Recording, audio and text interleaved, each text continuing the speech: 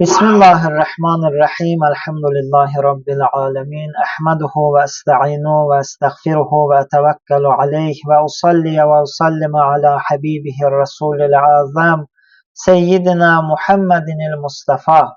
Allahümme salli ala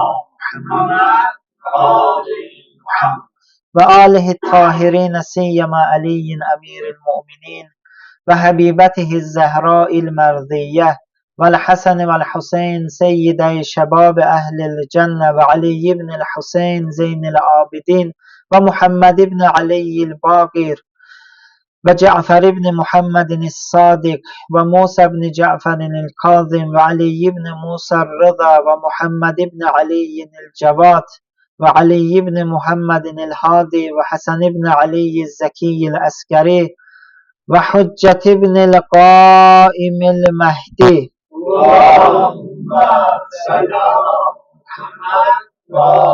وحجة ابن الحسن القائم المهدي salawatullahi aleyhim ecmaîn. Usikum ve nefsi bi təqvallah. Təqvalıların növbəti xüsusiyyəti, təqvalıların əmiri, Əmir-əl-Müminin əleyhissalamın bəyanında budur ki, və lə tədxulu fil batil. Təqvalı o şəxsdir ki, batil işlərə daxil olmaz, batil işlərə girişməz, puç və bihudə işlərlə, batil işlərlə məşğul olmaz. Çünki Allah təbarək və teala bu aləmi haqq olaraq yaradıb. Bir neçə Quran ayəsində vurğulanır ki, biz bu aləmi batil olaraq, puç olaraq yaratmamışıq, haqq olaraq yaratmışıq.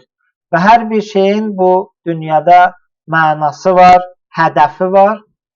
Təqvalı insan, mömin insan o batil işlərlə, bihudə, hədəfsiz işlərlə məşğul olmaz.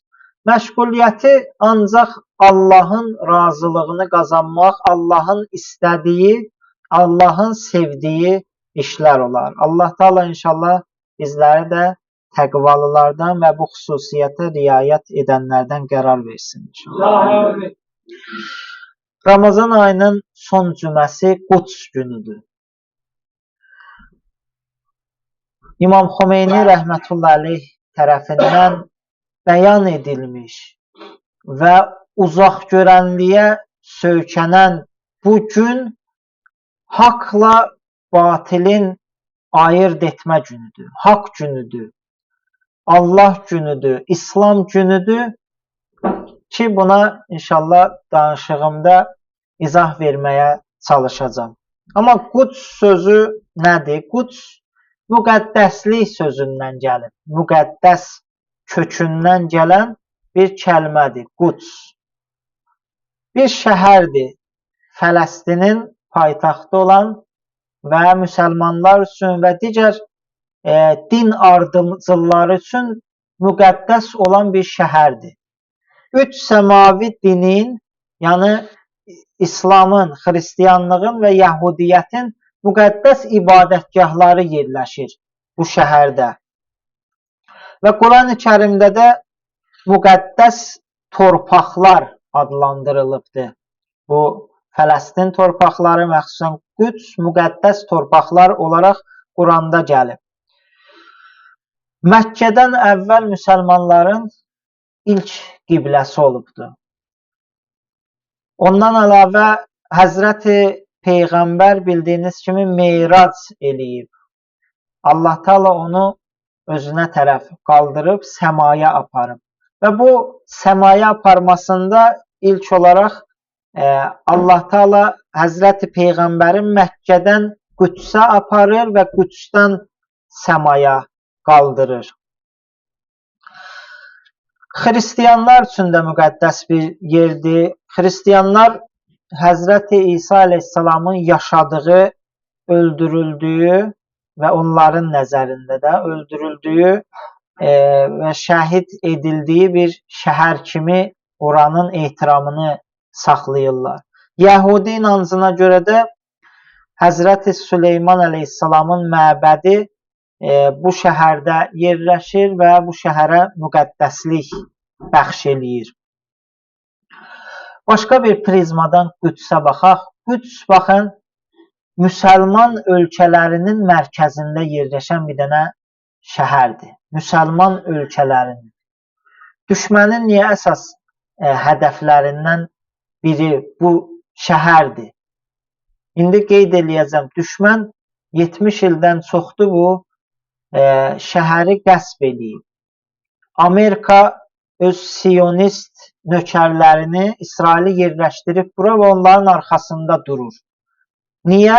Çünki bu mərkəziyyətdən müsəlman ölkələrinə nüfuz eləyə bilsin, müsəlman ölkələrini öz əhatəsində saxlaya bilsin. Bir cəhətdən də belə bir mərkəziyyəti var.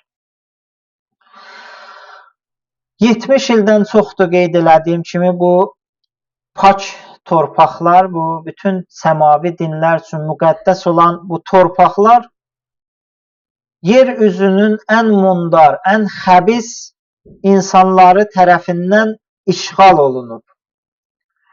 Oranın həqiqi sahibləri qətlə yetirilir, qarət edilir, həbs edilir və işgəncələrə məruz qalıb.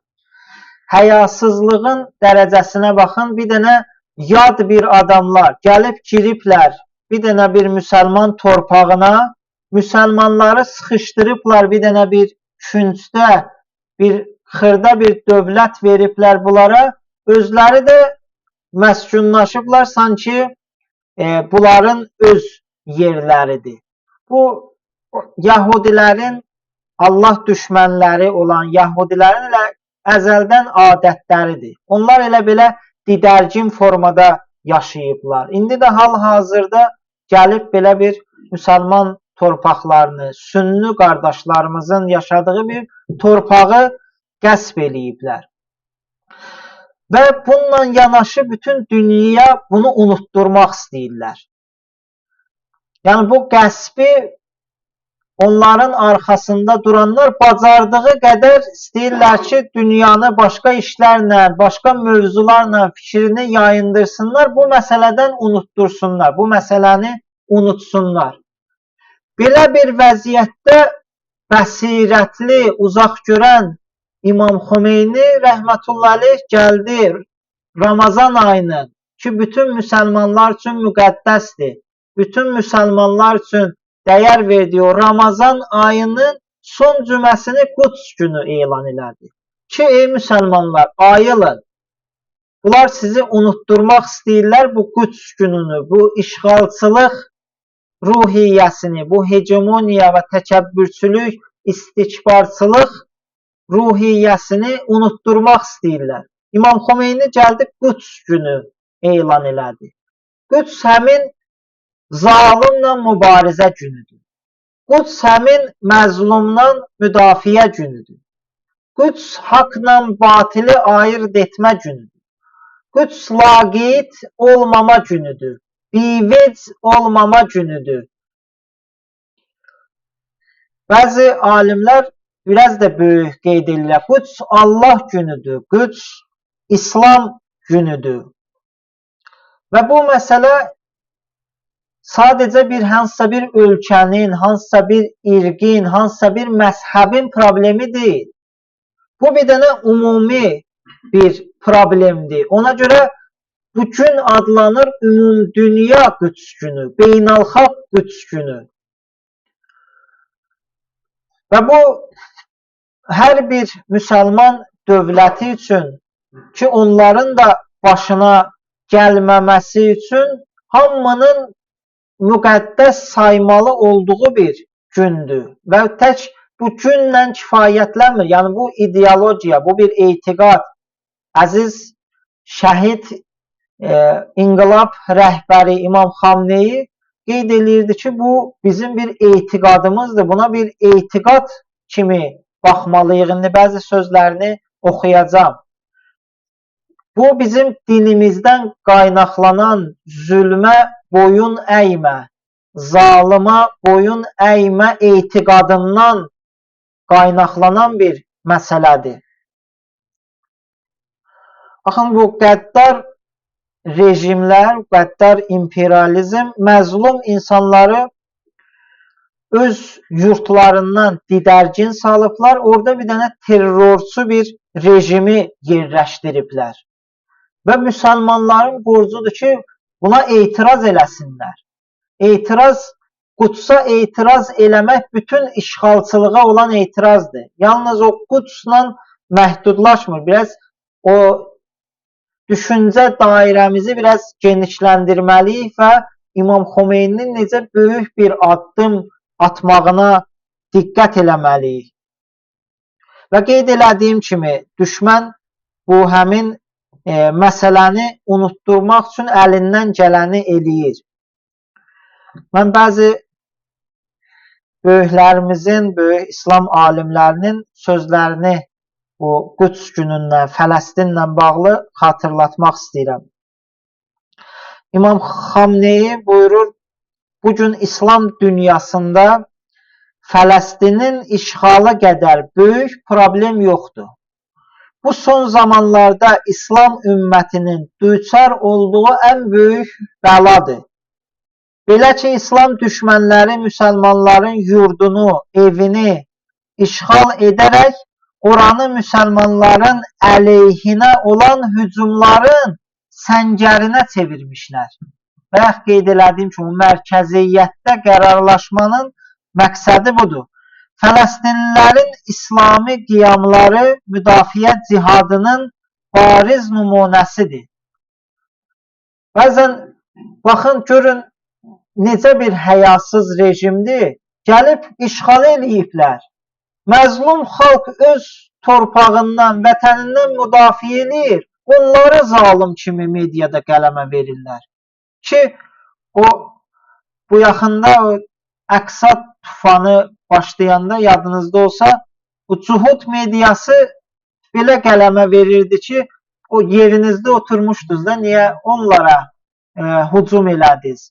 Halbuki 70 ildən çoxdur bunları qətl eləyir, bunları həbs eləyir, bu qədər işgəncələr verir, özlərindən müdafiə eləyirlər və düşmən bunları dünya zalım kimi tanıtdırır. Fələstinlər İslami qiyamlarını müdafiə cihadının bariz nümunəsidir. Bizim dinimizdə bir ibtidai cihad var ki, Peyğəmbərə, məsumlara daha çox məxsusdur. Onların vaxtında onlar əmr veriblər və cihad hökmü veriblər ibtidai olaraq. Və bir də var müdafiə cihadı və bu məsumların əmrinə ixtisas olunan bir məsələ deyil. Hər bir dövrdə müsəlmanların bir haqqıdır ki, öz torpaqlarından, dinindən müdafiə eləsinlər. Buna müdafiə cihadı deyirlər. İmam Xameyni buyurur ki, onlar müdafiə cihadının bariz nümunələridir. Çünki düşmən onlara zülm eləyir, torpaqlarını qəsb eləyir və onun uğrunda müdafiəyə qalxıblar. Və ona görə də onlara dəstək olmaq hər bir müsəlmana vacibdir. Çünki məzlumdular. Məzlumu müdafiə eləmək hər bir müsəlmana vacibdir. Qabaqçı günlərdə bir hədis qeyd eləmişdik. Əziz İslam Peyğəmbəri Həzrəti Muhammed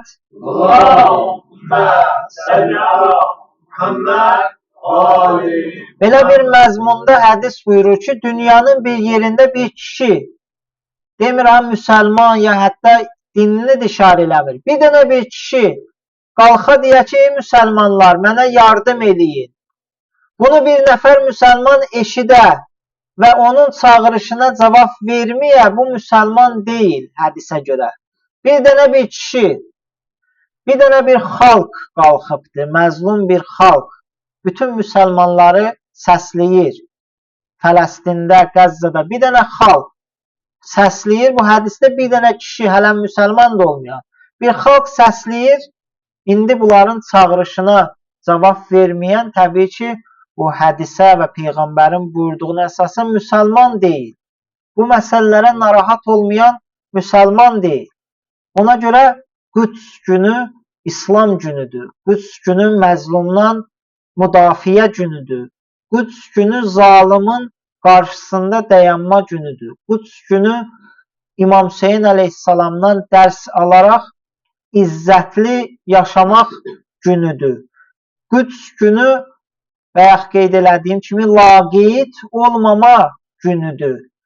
Mən dünyadakı hadisələrə laqeyd olum, necə gəldi, yaşayım, İslam dini mənə icazə vermir. Quds günü insana onu xatırladır ki, sən laqeyd olmamalısan. Və həm öz ətrafında, həm dünyada, xüsusilə İslam aləmində baş verən məsələlərə laqeyd olmamalısan.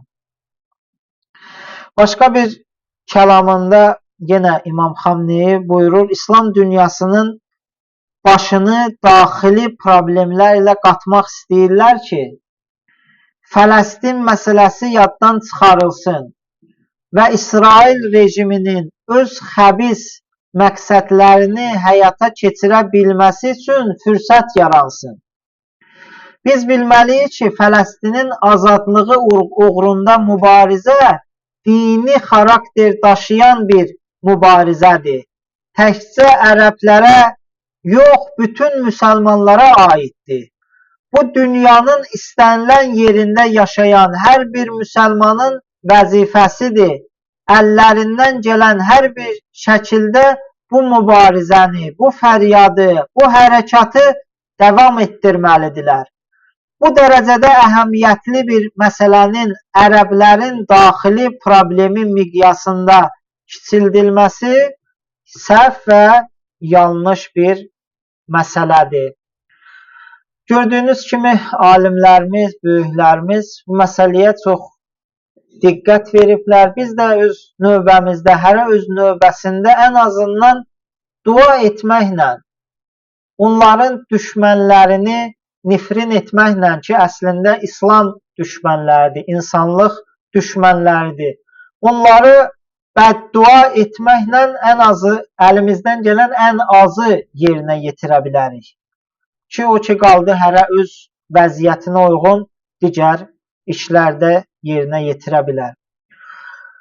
Allah Teala inşallah İslam düşmənlərini, məxsusən düşmənçilikləri aşkar olan, yəni bugün kimi aşkar olmayıb başqa vaxtlarda onların düşmənçiliyi, müsəlmanlarla düşmənçiliyi açıq aşkar olan Amerika və İsrailə Allah lənət eləsin. Amin. Tezliklə onların kökünü yer üzündən kəssin. Amin. Allah İslam düşmənlərinin hilələrini özlərinə qaytarsın. Amin. Allah Teala dünyanın hər bir yerində zülmə məruz qalanlar var, məzlumlar var, məzlum xalqlar var. Onlara tezliklə yar və yardımcı olsun. Amin. Allah Teala İslam bayrağını bütün bayraqlardan uca eləsin. Amin. Allah Teala müsəlmanlara güc, qüvvət, nüsrət və xüsusilə İslam döyüşçülərinə ki, hal-hazırda batil cəbhə ilə müharibə və mübarizədədirlər, güc, qüvvət, səbir, iman inayət eləsin inşallah. Bismillahirrahmanirrahim. Qul huvallahu əhəd, Allahus samad, ləm yəlid və ləm yulad və ləm yəkun ləhu kufuvan əhəd. Sadaqallahul aliyyul azim və səlamu aleykum və rəhmətullahi və bərəkatuh.